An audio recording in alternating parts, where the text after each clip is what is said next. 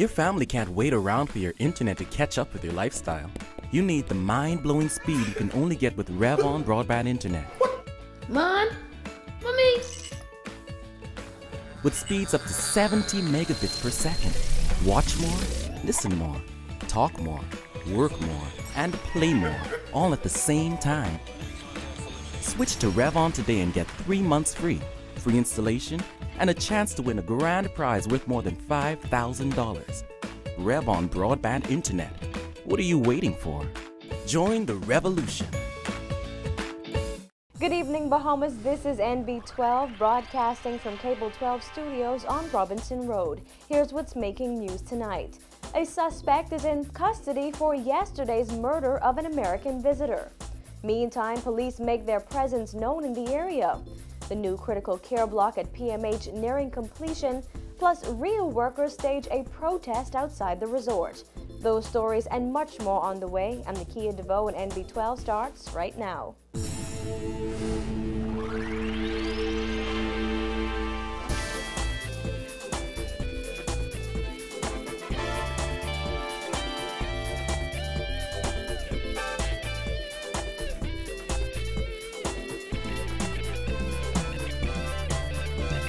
Thanks again for joining us here at NB12. New developments in the murder of a 34-year-old American sailor who was killed while attempting to prevent an armed robbery early Sunday morning. Top police officials briefed the press on details emerging from the case this afternoon. Christina McNeil was there and filed this report.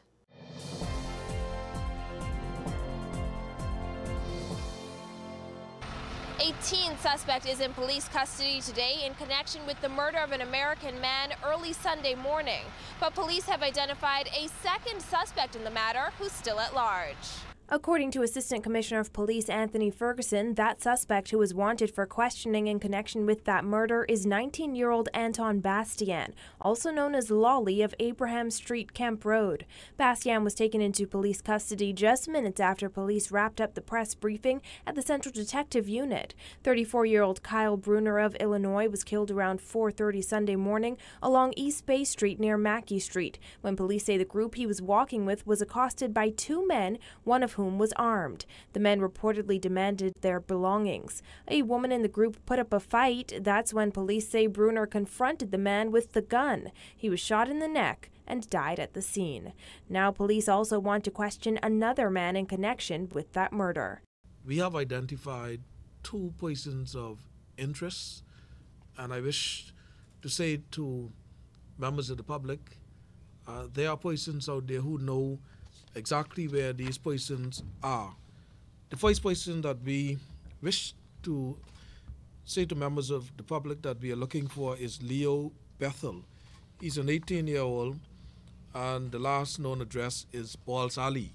Ferguson would not reveal whether or not the two suspects are wanted in connection with other matters, as he did not want to prejudice the matter, but he encouraged members of the public to turn the suspects in. We have to be responsible to ensure that the handful of persons that are running around, robbing people, shooting people, that cannot continue. And so we must want to encourage persons to really provide us with information so we can find these persons who are considered armed and dangerous. They should not be in anybody's company. Do not entertain these persons who are looking for refuge at your place or any place that you know where they might be. We're asking you to give us a call. As for police presence in the area, Ferguson has confirmed that as many as 15 police officers were in the immediate area prior to the murder. But he says there may be a need for increased surveillance. In that area, there were in excess of some 15 or more officers in that area just prior to this. But as you can imagine, that the police cannot stand one place at all at long time, so they have to move. But you know, criminals always use crimes of opportunities, and no doubt, as you would know, the sequence of events that led to this particular incident. And so we will continue to do what we have to do. We'll continue to focus on all of those areas that we deem necessary.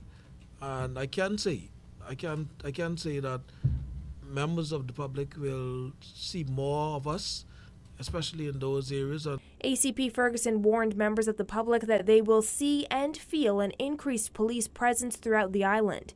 Meanwhile, the United States Embassy in Nassau continues to work closely with the police force as it gathers information related to Bruner's murder. According to a statement issued by the acting embassy spokesperson, Dana Marie J., the embassy treats crime against U.S. citizens with the utmost seriousness, as the safety and well-being of U.S. citizens is top priority. J. thanked the Bahamas government for placing importance on the safety of U.S. citizens and others visiting the Bahamas. Reporting for NB12, I'm Christina McNeil.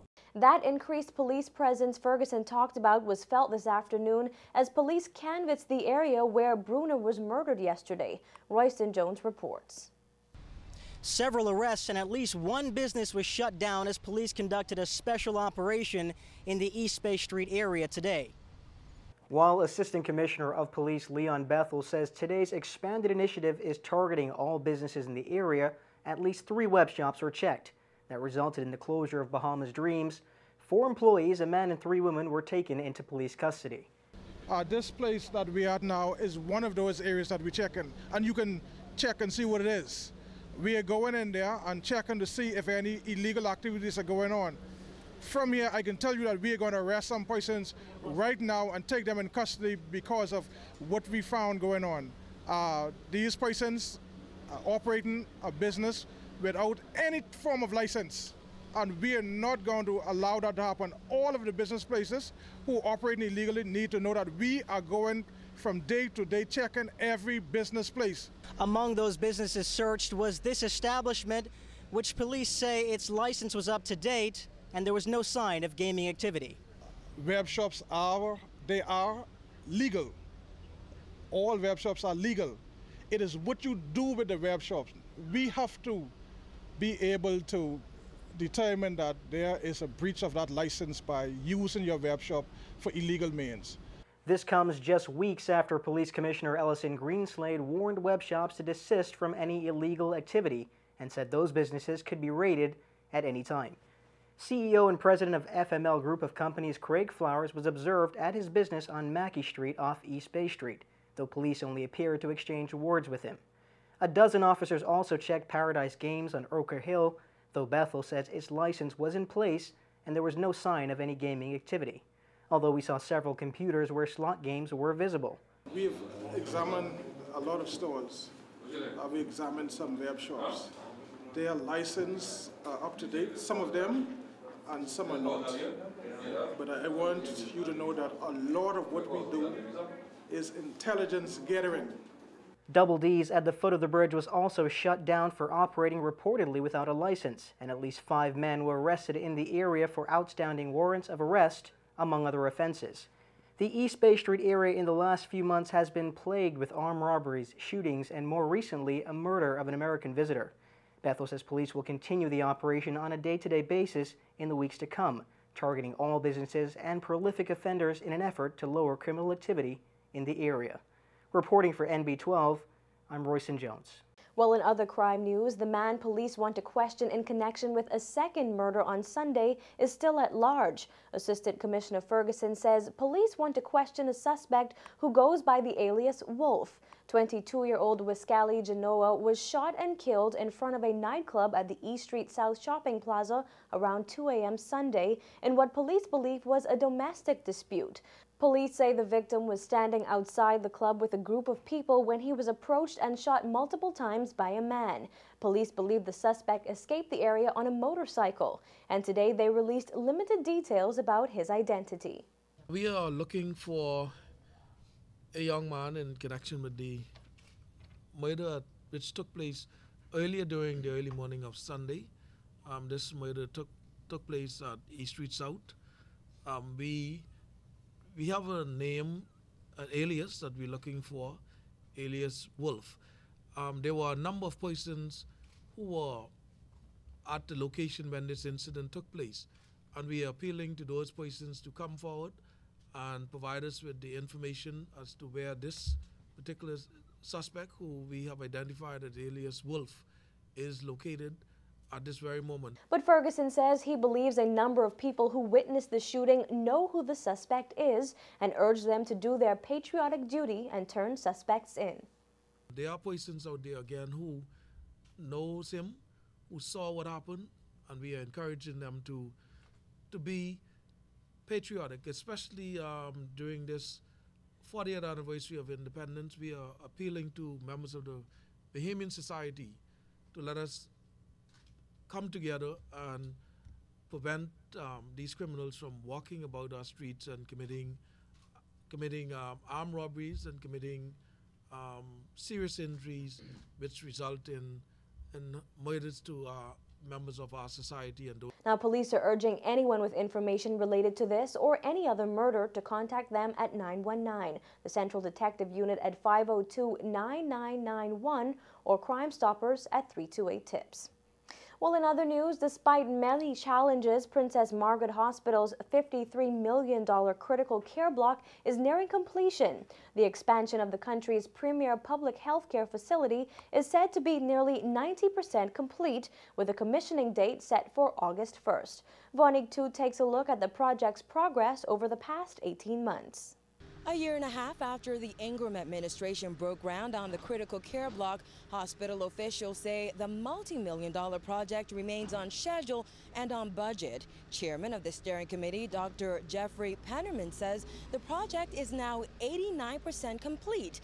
We anticipate a commissioning date of the 1st of August. Things have been going quite smoothly. As you know, in any construction project, and certainly one as big as this, you should expect to encounter difficulties. But so far, so good, all being equal. We start commissioning this building 1st of August, and after a month of commissioning, be using it for clinical purposes in September. The expansion of Princess Margaret Hospital has been touted as the largest single investment in the country's healthcare infrastructure since PMH was built. The $53 million project has come a long way since November 2011, when government officials broke ground.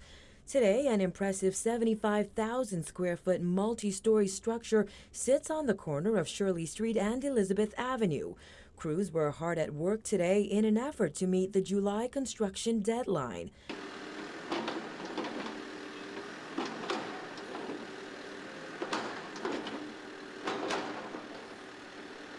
With nearly 90% of the work completed, the building has passed the 3rd level and has electricity supply. We framed up the ICUs, we framed up the theaters, we've installed all the rough work. It's a question now of putting in those pieces of equipment that actually have to go into walls and ceilings. The critical care block will include 6 surgical suites with state-of-the-art equipment, a new central sterile department, 18 recovery beds, 20 private ICU rooms, 48 neonatal intensive care unit beds, new lab facilities, and upgraded administrative facilities. Dr. Pennerman, who is also the medical chief of staff, says special pieces of furniture had to be manufactured for the laboratory and operating theaters. You get the odd glitch manufacturing furniture, for example, because there's some specific pieces of furniture we want to put in the laboratory area. We've had some delays there, but we think we can catch up. Some of the very specialized things that we've needed for the operating theaters, they have to be made. You've got to say, this is what I want, this is what I want it for, this is how big it's got to be, it's got to have in this number of electrical plugs, this number of gas lines, and then they get manufactured. New hospital administrator Mary Walker says she expects this new facility to significantly enhance services provided by PMH. We would be able to more efficiently and effectively service the Bahamian people in the regard to actual patient care from an intensive care perspective and from the neonatal intensive care. The organizing of it all in one block is very significant. During the project's groundbreaking, then Prime Minister Hubert Ingram said over 130 Bahamians would be trained to become technicians. Reporting for MB12, I'm Vonig Toot. Still to come on NB12, Rio workers say they're fed up with management at the resort.